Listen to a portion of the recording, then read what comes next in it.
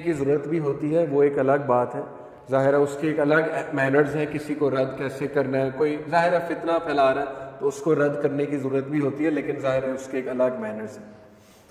Profit صلی اللہ علیہ وسلم کی جینٹلنس ود his servants، انس بن مالک رضی اللہ عنہ فرماتے ہیں I served the messenger of Allah for 10 years.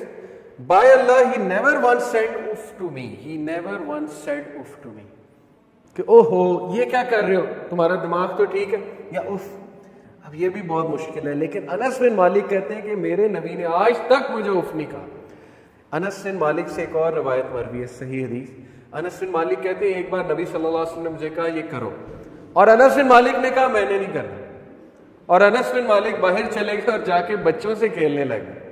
اب کوئی اور ہوتا وہ یہاں کیا کرتا اپنے غلام کے ساتھ؟ رسول اللہ صلی اللہ علیہ وسلم آئے، پیچھے سے حق کیا اور کہا کہ بیٹے یہ کیا کر رہے ہو، میں نے تمہیں ایک کام کہا تھا۔ تو انس بن مالک کہتے ٹھیک ہے میں کرتا ہوں۔ دیکھیں طریقہ کیا تھا رسول اللہ صلی اللہ علیہ وسلم، غلام کو حق کیا، پیچھے سے حق کیا کہ بیٹے کھیل رہے، میں نے تمہیں ایک کام کہا تھا، تو انہوں نے کہا جی جی میں کرتا ہوں۔ Moreover, he never said to me concerning something, why did you not do it this way, or why did you do it this way؟ کبھی بھی سختی سے بات نہیں کی۔ اب کچھ لوگ اس کی دلیل یہ دیتے ہیں کہ نہیں آج کل غلاموں سے ایسے بات نہ کرو تو کام نہیں کرتے۔ I disagree with it۔ میرے انڈر بہت سا عملہ ہے اسکول میں جس سے میں کام لیتا ہوں، میں نے کئی پوزیشنز ایسی نبھائی جس میں میرے انڈر بہت سے لوگ رہے، میرے گھر میں میڈس موجود ہیں۔ I totally disagree with it۔ میں نہیں سمجھتا کہ اگر آپ نرمی سے جینٹلنس سے بات کریں گے تو بگڑیں گے، لیکن اس کا ایک طریقہ ہے، یہ طریقہ ہمیں سیکھنا چاہیے کہ کیسے کام کرانا، کیسے بات کرنی۔ ضروری نہیں شاؤٹنگ کرنے لگ جائیں اور بہت زیادہ ڈانٹ ڈپٹ کرنے لگ جائیں۔ پرافٹ محمد صلی اللہ علیہ وسلم کی gentleness with the sinners and disobedient ones, یہ تو میں آہستہ آہستہ آپ کو ان کی جینٹلنس دکھاتا ہوں۔ A young man once came to the Prophet صلی اللہ علیہ وسلم and said, "O Messenger of Allah, give me permission to do zina." ایک نوجوان آئے کہتے ہیں یا رسول اللہ مجھے اجازت دیں زنا کی۔ رسول اللہ صلی اللہ علیہ وسلم صحابہ اسے چپ کرانے کے لیے دوڑتے ہیں اور مارنے کے لیے دوڑتے ہیں کہ یہ کون آ گیا بدتمیز لڑکا، بی کوائٹ بی کوائٹ، سارے کہتے ہیں خاموش ہو جا بے وقوف انسان، نبی کے سامنے ایسی بات کر رہا ہے۔ رسول اللہ صلی اللہ علیہ وسلم نے کہا بیٹھ جا بیٹے، تشریف رکھ، او مائی سن سٹ ڈاؤن، بیٹھو، اجلس۔ اجلس is a very very respectable word in Arabic, آپ کسی بڑے کو کہتے ہیں اجلس، بیٹھیے، تشریف رکھیے۔ اسے بٹھایا، پیار کیا، کہا بیٹے کیا تو چاہے گا تیری ماں کے ساتھ ایسا ہو، تیری بہن کے ساتھ، تیری خالہ کے ساتھ ایسا ہو؟ اس نے کہا نہیں۔ Every time he said no. رسول اللہ صلی اللہ علیہ وسلم نے کہا پھر کیوں، تمہیں بھی نہیں کرنا چاہیے، میک سینس؟ اس نے کہا یس، مسئلہ حل ہو گیا اور بات ختم ہو گئی، that's it. So disobedient اور سنرز کو کبھی جج نہیں کیا رسول اللہ صلی اللہ علیہ وسلم۔ آج ہمارا جو ججمنٹل رویہ ہے وہ آپ کے سامنے، ہمیں یہ سکھا دیا گیا، ہمارے اندر نا ایک ریڈار سیٹ کر دیا گیا ہے کہ یہ بندہ اگر ایسا ہے تو یہ فلانے فرقے کا ہے، یہ بندہ اگر ایسا ہے تو یہ فلانے بیک گراؤنڈ کا ہے، اس بندے کی اگر یہ ڈریسنگ ہے تو یہ فلانے اسکول آف تھاٹ سے ہے، یا یہ لبرل ہے، یا یہ فلانا ہے۔ اور عورتوں کو جس طرح جج کیا جاتا ہے ہمارے معاشرے میں آپ کے سامنے ان کی ڈریسنگ کے اوپر۔ تو ہاں گناہ گار کے گناہ کو گناہ ہی سمجھیں، یہ نہ کہنا شروع کر دیں کہ نہیں اتنی محبت نہیں کہ یہ بالکل ٹھیک کر رہا ہے، لیکن یہ کہ اس بندے کو جج کرنے لگ جانا اور اس بندے پہ جو ہے وہ رویہ اتنا سخت رکھنا، اس ریڈار کو خدا کے لیے آف کریں، اس ججمنٹ کو آف کریں۔ لوگ کیوں بات کرنے سے ڈرتے ہیں مذہبی طبقے سے؟ میرا دل روتا ہے۔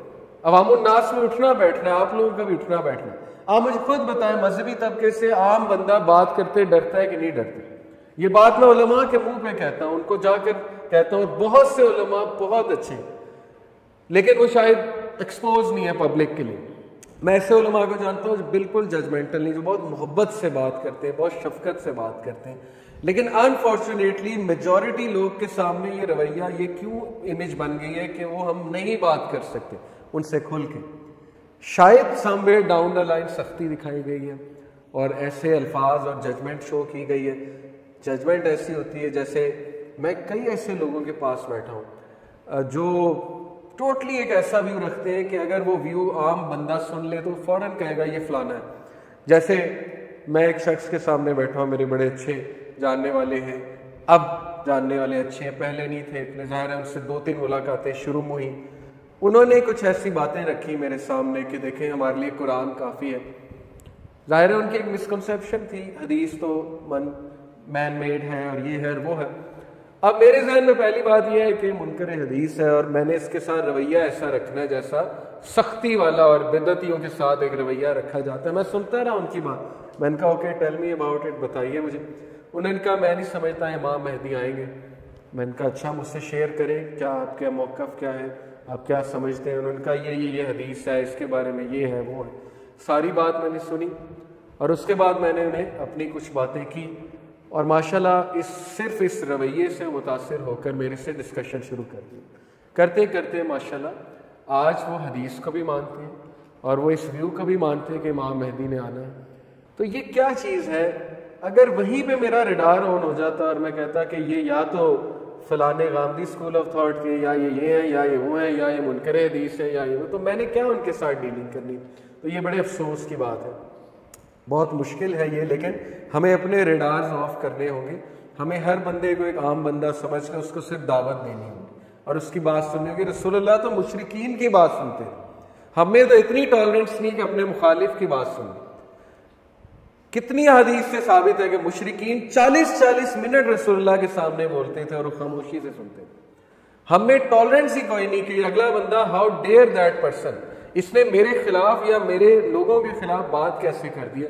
ہے ہی نہیں، سکت ہی نہیں ہے سننے کی. اور جو کرے اس پہ الگ فتویٰ لگتا ہے کہ یہ جو ہے فلانا ہے، یہ تو دین کو انہوں نے مذاق بنا لیا ہے، یہ بڑے خوش اخلاق آئے، مطلب اس طرح کی باتیں بھی سننے کو ملتی ہیں.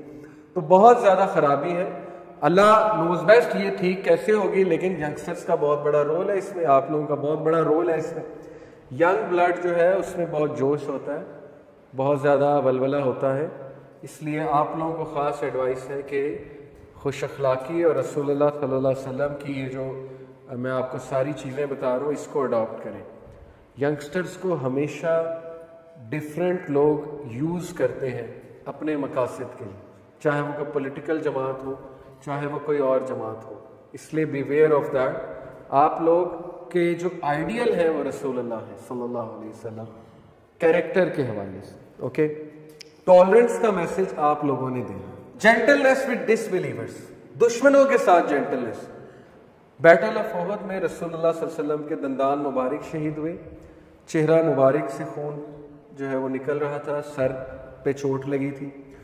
ایک صحابی نے کہا یا رسول اللہ بدوا دیں، پرے اگینسٹ. رسول اللہ صلی اللہ علیہ وسلم نے اپنا چہرہ مبارک جو ہے اس پر سے خون صاف کیا اور اللہ سے کہا my lord forgive my people for they do not know. یا اللہ میرے ان لوگوں کو معاف کر، ان کو پتہ نہیں کہ یہ کس کے خلاف جنگ لڑ رہے ہیں اور یہ کیا کر رہے ہیں.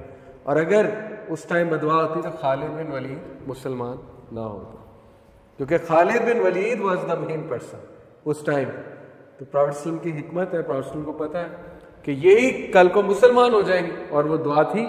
خالد بن ولید مسلمان ہوئے، رسول اللہ کی دعا کہ اللہ انہیں معاف فرمائے، انہیں پتہ نہیں ہے یہ کیا کر رہے ہیں. تو یہ دشمنوں کے ساتھ بھی نبی اکرم صلی اللہ علیہ وسلم کا یہ رویہ.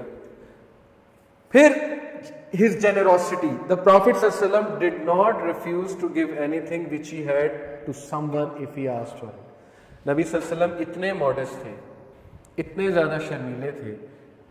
ماڈیسٹی حیا کو کہتے ہیں، لباس کی حیا بھی ہوتی ہے لیکن رویے کی حیا بھی ہوتی ہے. کچھ لوگ اتنے حیا والے ہوتے ہیں، اتنے ماڈسٹ ہوتے ہیں کہ ان سے نو نہیں ہوتی. یہ حیا کی نشانی ہے. اسی لیے آپ کو یہ خیال کرنا چاہیے. آپ ایک بندے سے ایک چیز مانگیں گے وہ دے دے گا. آپ ایک بندے کو ایک خاص ٹائم پہ ملنے چلے جائیں گے وہ نو نہیں کرے گا، چاہے وہ اس کو نیند آئی. تو یہ خیال ہمیں خود کرنا چاہیے. رسول اللہ صلی اللہ علیہ وسلم بہت حیا والے تھے.